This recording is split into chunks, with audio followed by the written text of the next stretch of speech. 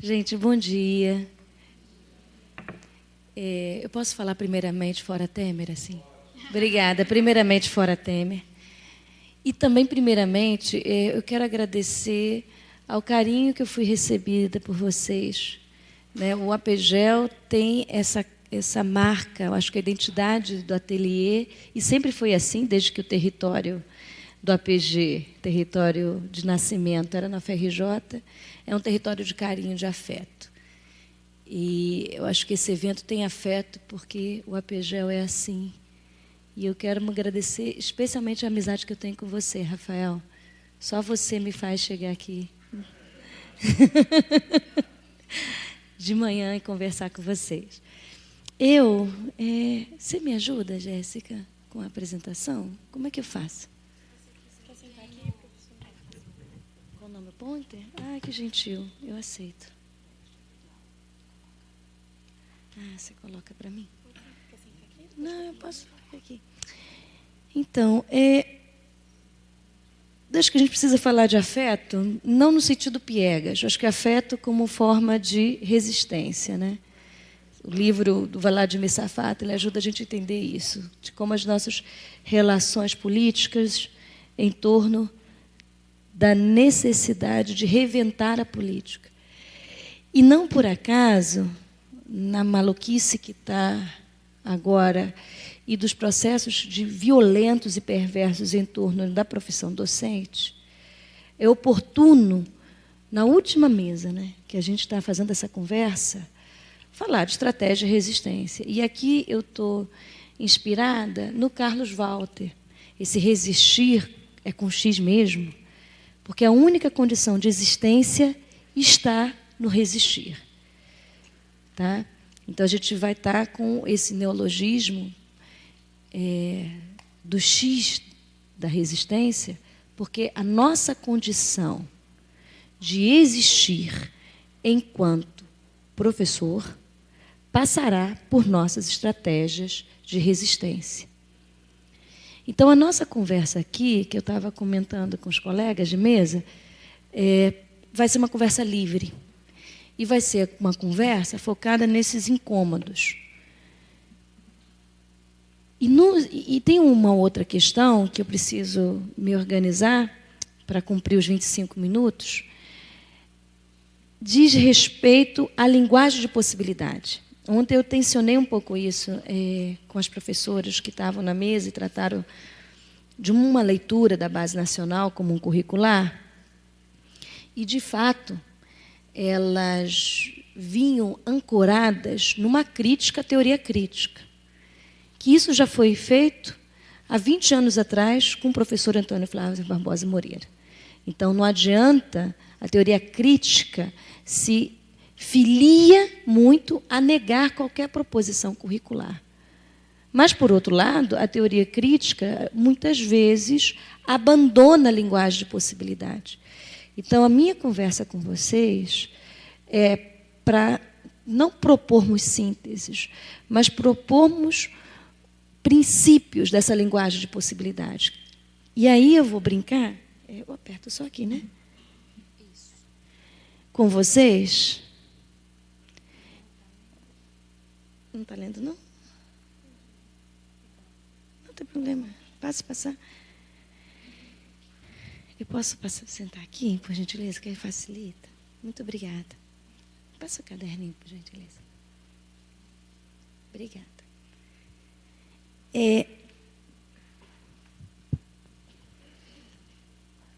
Então, nessa linguagem de possibilidade, acho que a gente precisa se organizar em torno, sim, de táticas e desafios. Então, eu vou propor para vocês hoje, na nossa conversa, está focado em 2 movimentos. O primeiro deles é desconfiar do discurso hegemônico, currículo e avaliação. Está proposital esse desconfiar, esse hífen aqui. Porque vai ter determinados momentos que vai ser estratégico confiarmos em uma leitura de currículo como avaliação. E por que eu estou dizendo isso?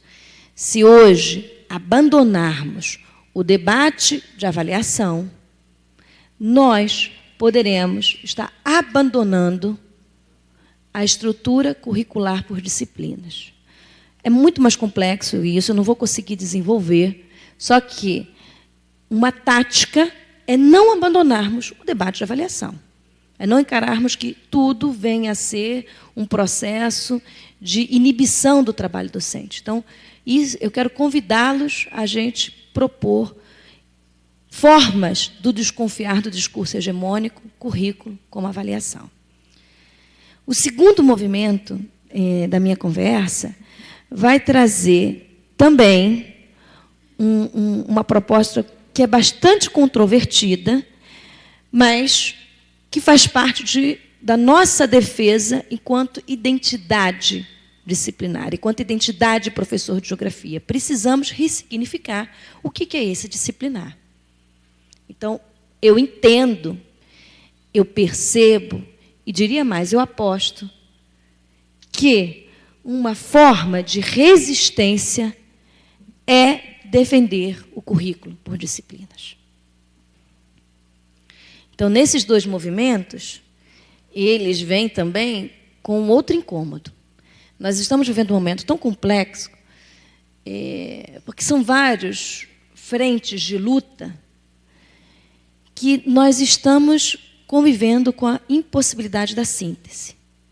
Por outro lado, a gente precisa, de certa maneira, amadurecer que o discurso curricular ele já nasce com, vamos colocar assim, com essa impossibilidade de síntese. Toda síntese será precária. E, além disso, tem um outro entendimento de síntese que eu quero trazer aqui. Qualquer fala da Maria Helena Guimarães, do Mendoncinha, da Cláudia Cochin, ela vai trazer o quê? Uma comunicação prescritiva. Eles identificam os objetos responsáveis pela falha da qualidade, ou seja, os objetos que determinam a não qualidade de educação e propõem soluções. Essa é a linguagem de possibilidade da direita. As forças reacionárias se organizam como a linguagem da possibilidade. E essa possibilidade, para eles, está na solução. Isso é síntese.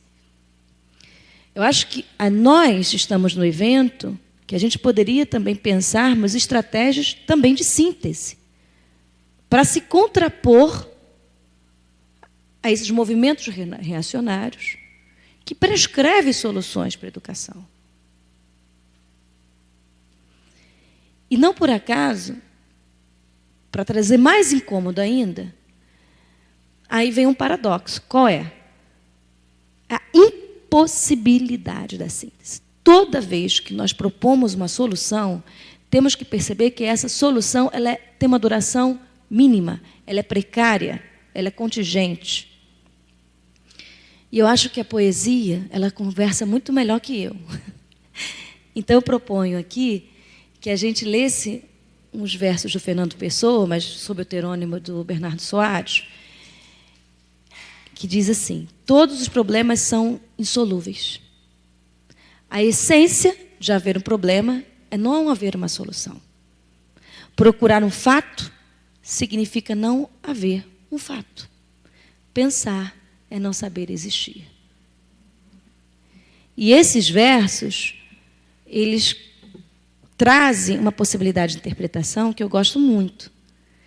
É que toda vez que nós fazemos esse esforço de prescrever uma solução, de propor uma síntese, a gente faz a promessa de uma base racional disso. A gente sustenta isso com fatos, com fenômenos, para convencer o outro de que aquilo é uma solução. Então, os versos do Pessoa, eles mostram justamente o contrário. Isso é impossível. Para somar o Pessoa, eu vou trazer também outra alegoria que eu gosto muito. Eu quero desembaralhar, e Rafael, vê se está te agradando essa conversa. Desbaralhar um pouco a cabeça para mostrar que essa conversa de currículo e avaliação, ela tem uma potência. E a potência vai precisar abrirmos para a possibilidade dessas soluções provisórias. Pensar o currículo é pensar sempre no lugar do perecível.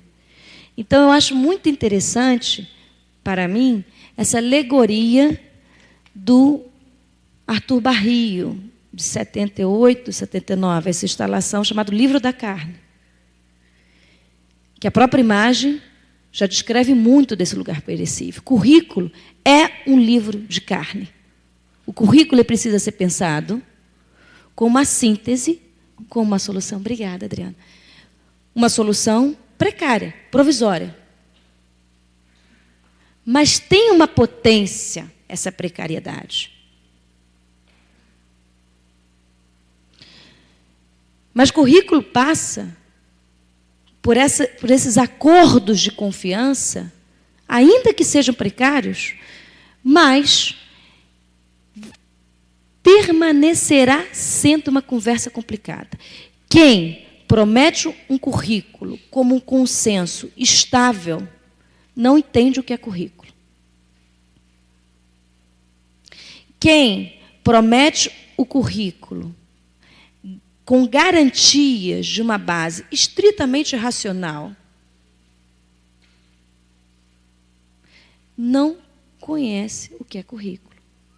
Currículo tomado como perecível, como algo que é uma solução contingente e que ela logo se esgotará, traz uma marca poderosa da democracia. Ontem falaram aqui de imediato que a base precisava contemplar muitos, mas não poderia contemplar todos. Óbvio. Óbvio que não vai contemplar todos.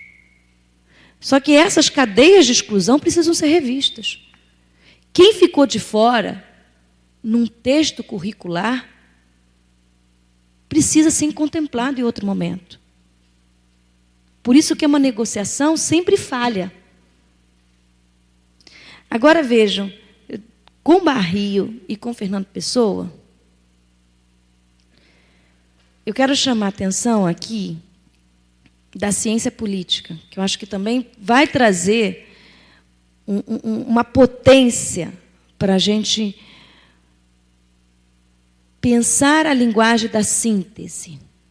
E o que significa que eu quero chamar essa linguagem da síntese pela ciência política? A Chantal Mouffe vai nos ajudar a entender que as questões propriamente políticas implicam em decisões que requerem que façamos escolhas entre alternativas em conflito. Então, se currículo é livro da carne, se currículo é perecível, a decisão, ela é contingente. A decisão, ela se realiza numa arena de disputa. Então, não basta dizer que currículo é apenas uma arena de disputa. É entender que permanecerá essa arena de disputa. Só que aqueles que foram excluídos, as demandas e seus interesses que ficaram marginalizados numa primeira versão curricular, precisam permanecer negociando. Política é uma negociação incessante. E política curricular, ela envolve uma série de decisões. O texto curricular vai comunicar essas decisões. Agora, depois de embaralhar a cabeça, eu não sou PVC, não sou comentarista esportivo, mas eu quero trazer aqui a metáfora da tática. Como eu falei para vocês, é uma conversa livre, que a gente vai falar de táticas e desafios. Não é um 4-4-2, como é que é 4-3, não vai nada por aí. Mas o que eu estou propondo aqui é que precisamos, como linguagem de possibilidades, enfrentar uma síntese que nos incomoda. E eu não sei se a comunidade disciplinar, nossas entidades, AGB, AMPES, CEP, tem acumulado o debate desse universal perecível, de uma proposta de base. A gente pode chamar de base, a gente pode chamar de conjunto de conteúdos, qualquer nome que você queira dar, mas um texto curricular que comunique aqueles conteúdos que são inegociáveis na área de geografia. A professora ontem, Valéria, ela expôs, ela elencou a leitura dela sobre o que é inegociável. Eu desconfio que, nos anos 80, nossas entidades de representação, elas conseguiam comunicar melhor esse universal perecível, esse currículo que era indispensável no ensino de geografia. Então, eu acho que o momento agora oportuno, lembrando que todo o governo, e isso é muito interessante, né? Todo o governo cria uma expectativa de reforma educacional. Isso não é uma exclusividade de Brasil. A ideia de prometer garantias que valorizem o professor, que valorizem a escola, que as gerações futuras saibam mais do que as gerações passadas, isso é uma promessa que está na pauta política das bandeiras de esquerda e de direita, se a gente quiser nomeá-las assim.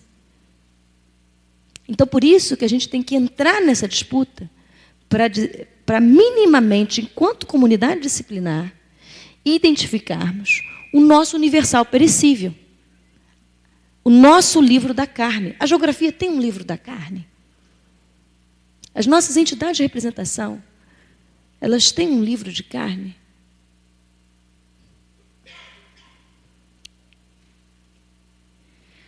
O desafio, gente, e aqui eu não vou conseguir explorar a dimensão desse desafio, porque eu tenho 25 minutos, agora deve ter uns 10, né? É entendermos que o currículo nacional não é um currículo comum. Eu acho que, agora, enquanto professores de geografia, temos a contribuir para esse debate do que vem a ser o nacional. O nacional nem sempre homogeneiza. Obrigada. O nacional nem sempre homogeneiza. O nacional nem sempre oprime. O nacional agora é estratégico. Então, precisamos, enquanto comunidade disciplinar, significarmos o que vem a ser o currículo nacional. Será que estamos trabalhando para isso? Seguindo, gente, eu não vou conseguir explorar com vocês,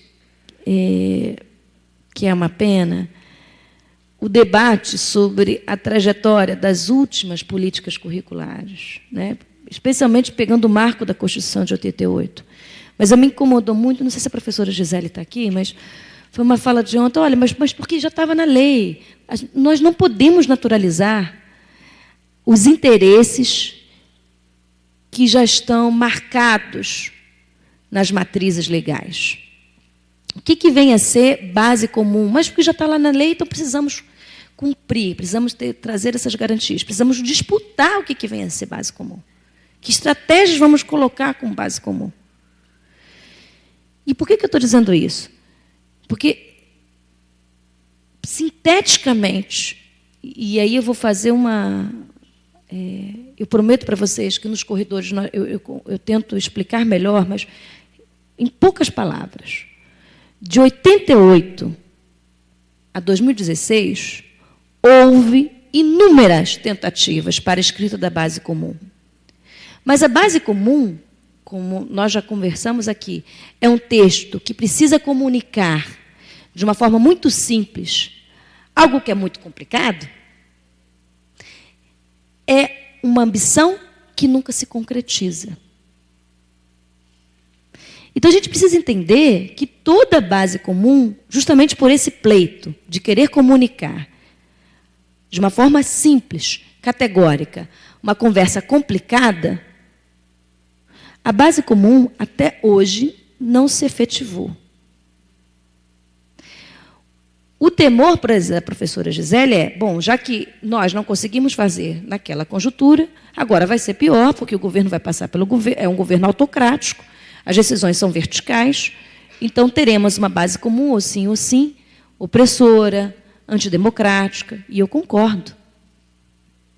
Mas a nossa trajetória mostra que retardar a base comum pode ser percebida aqui como uma vitória do professorado.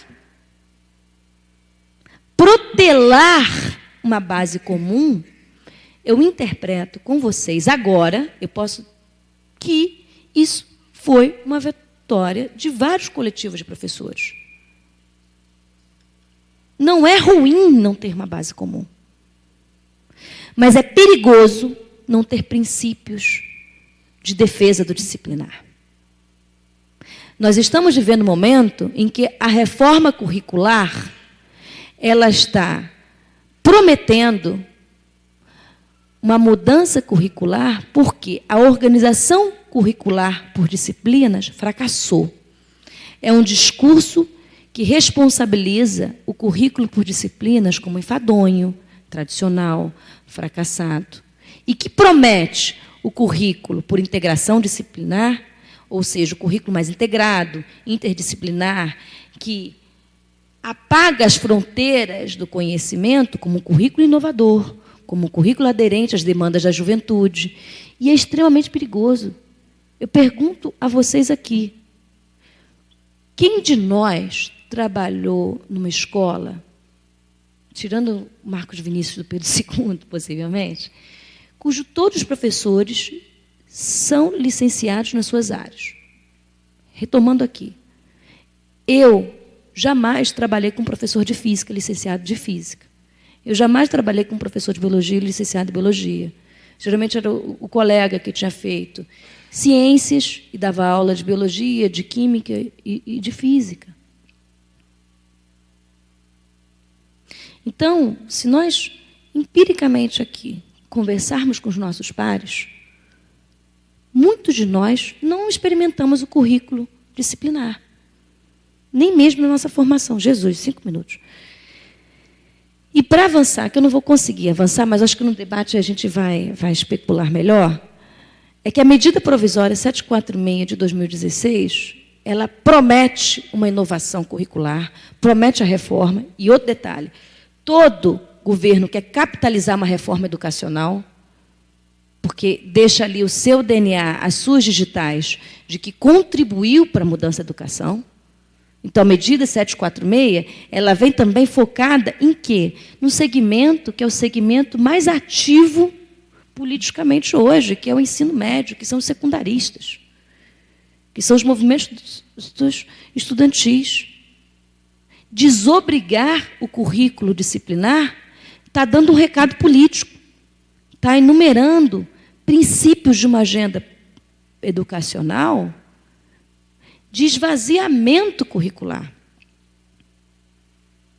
E por isso que eu proponho essa segunda tática aqui, da nossa resistência com X. O currículo na forma de instrumento normativo transescalar. Pensarmos num nacional que aporte princípios, um nacional que seja um livro da carne, e, ao mesmo tempo, resgatarmos a potência de um projeto político-pedagógico. As instruções normativas mais recentes, e aí a gente pode até especular que, inclusive, na última gestão de Dilma, apagaram o projeto político-pedagógico. O projeto político-pedagógico está caindo no esquecimento. E o projeto político-pedagógico é um instrumento normativo transescalar, porque você conversa com os princípios nacionais, mas, ao mesmo tempo, é o local. São as decisões curriculares na escola, envolvendo comunidade escolar, pais de alunos, servidores. Então, é resgatar a potência do projeto político-pedagógico como tática. E por isso que eu proponho aqui que o nosso desafio, enquanto professores de geografia, é potencializarmos a narrativa da escala para significar política curricular. Também na defesa do disciplinar como resistência, eu proponho aqui, isso aqui não é uma defesa dos PCNs, mas a gente precisa entender por que houve o silenciamento desses documentos. Problematizar o esvaziamento dos PCNs. Porque, por mais que seja o documento, que aconteceu também num contexto político complicado do governo Fernando Henrique Cardoso, O próprio nome é diferente. Pense comigo aqui, parâmetros e base.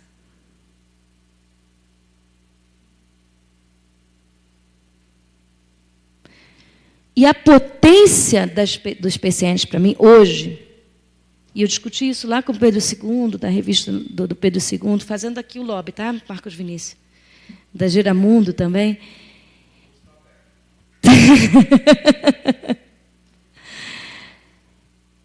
É pensarmos que, nos PCNs, os conceitos estruturantes tinham um lugar de destaque na identidade disciplinar.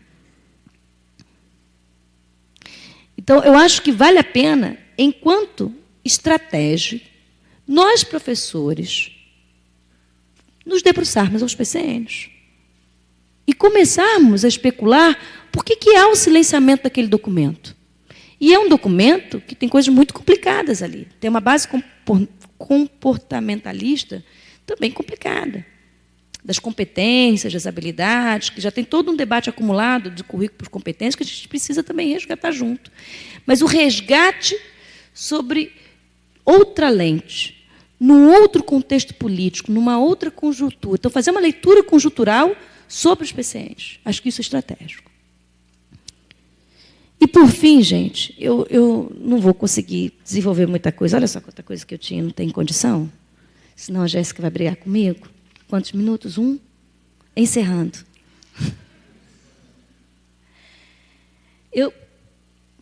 Entre táticas e desafios, a gente precisa construir uma linguagem de possibilidade, que eu estou propondo aqui, soluções, sim, que sejam provisórias, que seja o livro da carne, mas precisamos criar livros da carne para enfrentarmos a linguagem de possibilidade construída pela direita.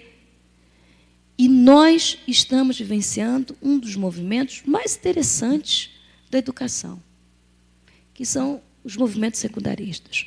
Qualquer proposta de resistência no campo curricular depende de conversarmos com os alunos do ensino médio. Não dá para fazer uma leitura de currículo sem pensarmos na ocupação de Realengo, sem pensarmos nas ocupações que estão acontecendo agora no Paraná. E eu acho que a Dori Massey fala melhor que todos nós sobre muitas coisas. E eu quero fechar com vocês, primeiro, muito agradecida pela atenção que vocês me concederam, e trazer uma fala de Dori Massey que ela fez no final dos anos 90, para um grupo de professores. Ela ali estava alimentando a potência do ensino de geografia para os jovens. Eu queria terminar com essa citação de Massey. Geografia pode ajudar os jovens a explorar a natureza controversa do mundo.